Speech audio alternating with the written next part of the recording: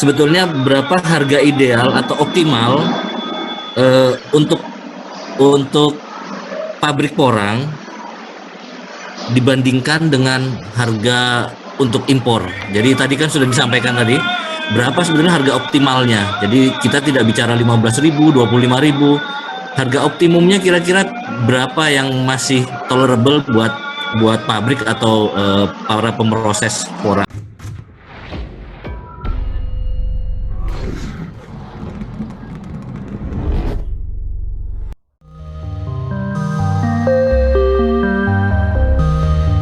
Kalau lebihnya bisa persentase tepungnya bisa 7%, mungkin kita bisa bersaing dengan harga misalnya di atas 10.000 dan lain-lain, itu masih masuk akal. Tapi kalau sekarang model kayak keadaan sekarang, petani misalnya mau jual dengan harga 15.000 atau apa, saya mendingan impor saja. Jauh lebih murah harganya. Ya. Jadi Ini mungkin jawabannya Mas Johan ini cukup ngeri-ngeri sedap ternyata pada kalian. Oke, kalau gitu. Sip, mantap. Kita punya perbandingan yang ini ya. Kita bisa dengar insight yang luar biasa. Saya ingin ke Mas William. Apakah ini juga kira-kira tidak jauh berbeda jawabannya dengan Mas Johan atau gimana ini? Saya ke Mas William dulu. Gimana Mas? Betul, Ada apa yang tanggapan? Pak Johan sampaikan itu merupakan kekhawatiran kita sebagai istilahnya hulu daripada industri ini. Kita takut dengan euforia yang ada di Indonesia, semua berbondong-bondong tanam porang, karena belajarnya dari sosial media, diberi ekspektasi harga yang itu bahkan tidak, kualitasnya nggak ngikutin, harganya doang yang tinggi. Akibatnya apa? Kita dari PT APK maupun Pak Johan dari PT Ambiku, ini kan Indonesia lagi campaign untuk produk-produk olahan porang. Kalau kita nggak dikasihkan senjata dengan harga yang kompetitif, gimana kita bisa bersaing di market? Karena kuantitinya kita masih jauh di belakang negara-negara lain seperti Cina, terutama yang menguasai sekian banyak bahan baku. Kita kan masih dalam proses pengembangan. Mereka secara budidaya sendiri sudah jauh lebih advance. Secara industri benar-benar sudah maju. Kita senang petani-petani bisa bertumbuh kembang dan meluas dan merata di seluruh Indonesia. Kita happy. Tapi kalau ini kita tidak diberikan harga yang kompetitif untuk kita bisa bersaing di produk jadinya kita, bagaimana kita bisa memajukan, ini kan efek domino.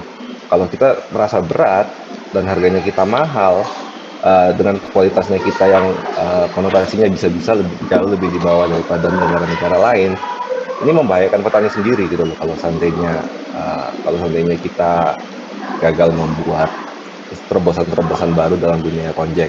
Nah, ya kalau kita bicara masalah harga, kaitannya itu terlalu luas ya, karena ada aransemen kualitas juga, ada juga dengan pasaran di dunia seperti apa, terlalu banyak faktor kalau mau menjelaskan itu. Tapi selama masyarakat bisa mematok dengan harga 6.000, selebihnya itu untung kalian, saya kira itu cukup fair untuk setiap lini bisnis yang ada di Indonesia. Saya sampaikan harga secara general, seperti itu tambahan dari saya. Oke, saya sudah jawab. Oke, Mas William. Ya, Mas Johan gimana? Pak William juga bisa kata. Sebenarnya Indonesia, menurut saya kalau misalnya mau saya PT Ambiku, APK, bersama perusahaan-perusahaan yang benar-benar memikirkan masa depannya orang Indonesia, kita bisa kerjasama untuk mendevelop satu ubi di Indonesia yang tidak perlu sampai Jepang ya, 7%. Misalnya bisa bersaing dengan China sampai 7% aja mungkin ya, kita beli 15.000 pun masih untung. Betul. Makanya saya bilang tadi, harga porang kalau misalnya diikuti dengan kualitasnya, itu tidak akan menjadi masalah bagi kita off-taker. Nah, tapi ini yang kita hadapi, Pak Johan, kualitas semakin menurun karena euforia dan harganya semakin menaik loh. Terus kita tidak dikasihkan ruang bebas untuk berkembang ini. Kita dikunci sama mereka.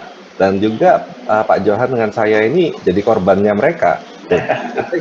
Ekspektasi harga 15.000. Waduh, kalau kita dengan harga 15.000 akan lebih kompetitif kalau bahan bakunya kita impor secara bisnis. Nah, jangan sampai itu terjadi, benar Pak ya Johan? Jadi maksudnya 15.000 itu bisa, bukan berarti tidak bisa. Tapi kembali lagi, lihatlah kenyataan apakah ubi yang ditanam pada petani pada umumnya di Indonesia ini sudah 100% bisa menghasilkan rendemen mendekati China 7% atau 8%. Kemudian pernah sekali kita develop sama satu daerah pertanian dengan cara yang kita kontrol itu bisa mencapai 6,5 kali saja itu. Tapi setelah itu kembali lagi petaninya mulai terpengaruh oleh informasi dari luar, tanam lebih cepat, panen lebih cepat dan lain-lain. Berikutnya saya ambil dari daerah itu langsung turun 4,5 lagi. Jadi mungkin banyak yang kepingin cepat jadi miliarder menurut saya. Jadi harus hati-hati dan sabar di situ. Jadi mungkin untuk ini jadi kayak ini ya Pak Dadan, jadi kayak tempat curhat ya Pak. Tapi kalau kayak gini nggak ketemu nanti Pak ini Pak ya. Akhirnya antara PT Ambiko dan PT APK nih Pak. Jadi akhirnya jadi curhat nih Pak kita Pak ini.